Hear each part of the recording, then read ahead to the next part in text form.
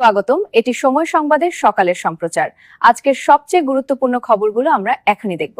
বাংলাদেশের সরকারি চাকরিজীবীদের জন্য এক নতুন অধ্যায়ের সূচনা করতে যাচ্ছে।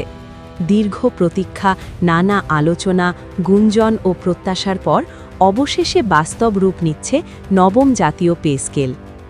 এই ঘোষণা শুধু একটি সরকারি আদেশ নয়, এটি লাখো পরিবারের জীবনে বাস্তব পরিবর্তনের বার্তা নিয়ে আসছে। সন্ধ্যার এই ঘোষণার মধ্য দিয়ে বহু বছরের অনিশ্চয়তা, বঞ্চনা ও অপেক্ষার অবসান ঘটতে চলেছে। কর্মজীবনের প্রতিটি স্তরে এর প্রভাব পড়বে সুদূর প্রসারীভাবে। নবম জাতীয় পে স্কেল কার্যকর হওয়ার সঙ্গে সঙ্গে সবচেয়ে বড় যে পরিবর্তনটি সামনে আসছে তা হল বেতন কাঠামোর মৌলিক সংস্কার।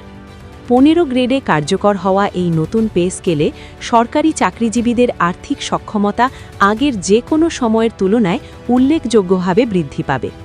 বর্তমান বাস্তবতায় জীবনযাত্রার ব্যয় যেভাবে বেড়েছে, সেই চাপ সামাল দেওয়ার ক্ষেত্রে এই পে স্কেল একটি সময়োপযোগী ও বাস্তবসম্মত সিদ্ধান্ত। সরকারি চাকরির মর্যাদা ও আর্থিক নিরাপত্তাকে আরও শক্ত ভিত্তির উপর দাঁড় করাবে এই উদ্যোগ। বেতন বৃদ্ধির ক্ষেত্রে যে সংখ্যাটি সবচেয়ে বেশি আলোচনায় এসেছে তা হল প্রায় 92% বৃদ্ধি। এটি শুধু কাগজে কলমের হিসেব নয়, বাস্তবে হাতে পাওয়া আয়ের পরিমাণে বড় ধরনের পরিবর্তন আনবে। নিম্ন গ্রেড থেকে শুরু করে উচ্চ গ্রেড পর্যন্ত সব স্তরের কর্মকর্তা কর্মচারীরাই এই বৃদ্ধির সুফল পাবেন। মাসিক আয় বাড়ার ফলে সংসারের ব্যয়, সন্তানের শিক্ষা, চিকিৎসা খরচ এবং ভবিষ্যৎ সঞ্চয়ে ইতিবাচক প্রভাব পড়বে। দীর্ঘদিন পর সরকারি চাকরিজীবীরা কিছুটা হলেও স্বস্তির নিঃশ্বাস ফেলতে পারবেন। এই পে স্কেলের আরেকটি অত্যন্ত গুরুত্বপূর্ণ দিক হল পেনশন সুবিধায় 85% উন্নয়ন। কর্মজীবন শেষে নিরাপদ ভবিষ্যৎ যে কোনো চাকরির অন্যতম বড় আকর্ষণ। নতুন ব্যবস্থায় অবসরপ্রাপ্ত কর্মচারীরা আর্থিক অনিশ্চয়তায় পড়বেন না। চিকিৎসা ব্যয়, পরিবার পরিচালনা ও দৈনন্দিন প্রয়োজন মেটাতে তারা আরও স্বাচ্ছন্দ্য বোধ করবেন। অবসরকালীন জীবনের মর্যাদা ও নিরাপত্তা নিশ্চিত করার পথে এটি একটি গুরুত্বপূর্ণ অগ্রগতি।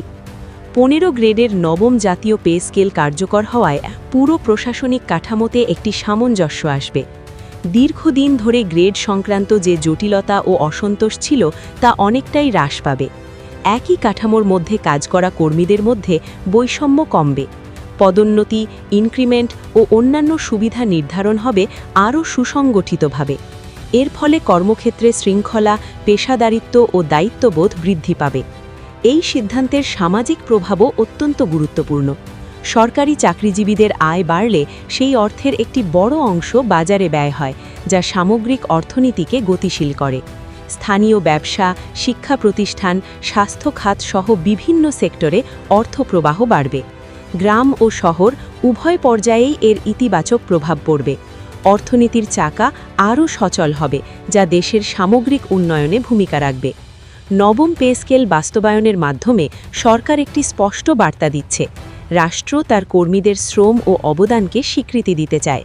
প্রশাসন, শিক্ষা, স্বাস্থ্য, আইন শৃঙ্খলা ও অন্যান্য সেবামূলক খাতে যারা দিন-রাত পরিশ্রম করছেন তাদের অবদানকে মূল্যায়ন করা হচ্ছে। এই স্বীকৃতি কর্মীদের মধ্যে কাজের প্রতি আন্তরিকতা, নিষ্ঠা ও দায়িত্ববোধ বাড়াবে। এর সুফল সরাসরি জনগণের সেবার মানে প্রতিফলিত হবে। অনেকে প্রশ্ন করছিলেন, বর্তমান মূল্যস্ফীতির বাজারে সরকারি বেতন কতটা কার্যকর? নবম পে স্কেল সেই প্রশ্নের একটি বাস্তব উত্তর দিচ্ছে। নতুন বেতন কাঠামো কর্মীদের জীবনযাত্রার মান উন্নয়নে সহায়ক হবে। ভালো শিক্ষা, উন্নত চিকিৎসা ও সম্মানজনক জীবনযাপনের সুযোগ আরও প্রসারিত হবে। এই ঘোষণার সময় নির্বাচন করা হয়েছে সন্ধ্যায়, যা প্রতীকীভাবেও তাৎপর্যপূর্ণ। দিনের কাজ শেষে যখন মানুষ ঘরে ফেরে, তখন এই খবর তাদের মনে নতুন আশার আলো জ্বালাবে। পরিবারে শুরু হবে ভবিষ্যৎ পরিকল্পনার আলোচনা। দীর্ঘদিনের দুশ্চিন্তার জায়গায় আসবে আত্মবিশ্বাস। নবম জাতীয় পে স্কেল শুধু বর্তমান কর্মীদের জন্য নয়, ভবিষ্যৎ প্রজন্মের জন্য একটি স্পষ্ট বার্তা। তরুণরা